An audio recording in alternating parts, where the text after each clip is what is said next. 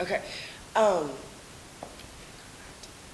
Do you see the numbers rising in terms of women, not necessarily in the military itself, but actually going, being in the field and actually being in combat? Definitely.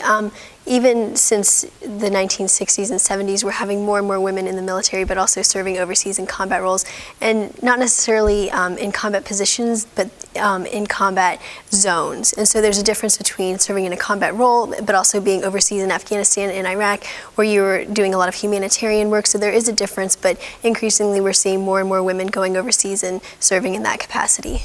And are there any issues when more women are sent overseas into those combat zones? I think that right now the biggest concern is safety. Even though obviously women are just as competent as men, there are some physical differences that are extremely evident, and that really manifests itself in training. And right now, the training standards are, everyone wants them to be equal. There's no dispute about that. Men want them to be equal and women want them to be equal. But the problem is that women get injured at a much higher rate than the men do when the standards are exactly the same. And so trying to balance the safety but also providing enough opportunity for women is the greatest challenge that we're facing at the moment. And do you think that the military will eventually kind of have different standards for women? Just so that they can, there's obtainable goals?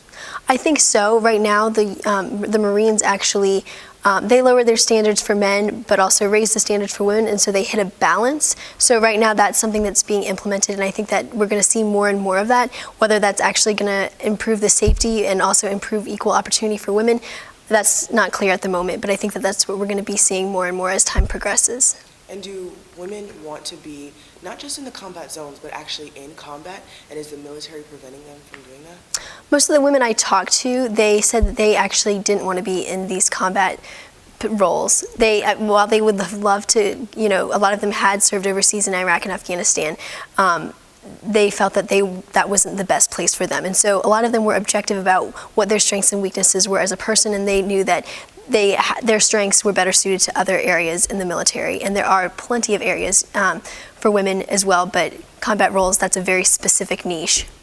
And how did the women respond when you asked them how they felt in their experiences being sent overseas and kind of the camaraderie with the men? I got mixed results. Some women, they said that they faced a lot of discrimination, but others, they said that it wasn't about being a woman. It was just about doing their job. And so I think that it really depended on the person, because I did get a lot of different reactions after asking them that.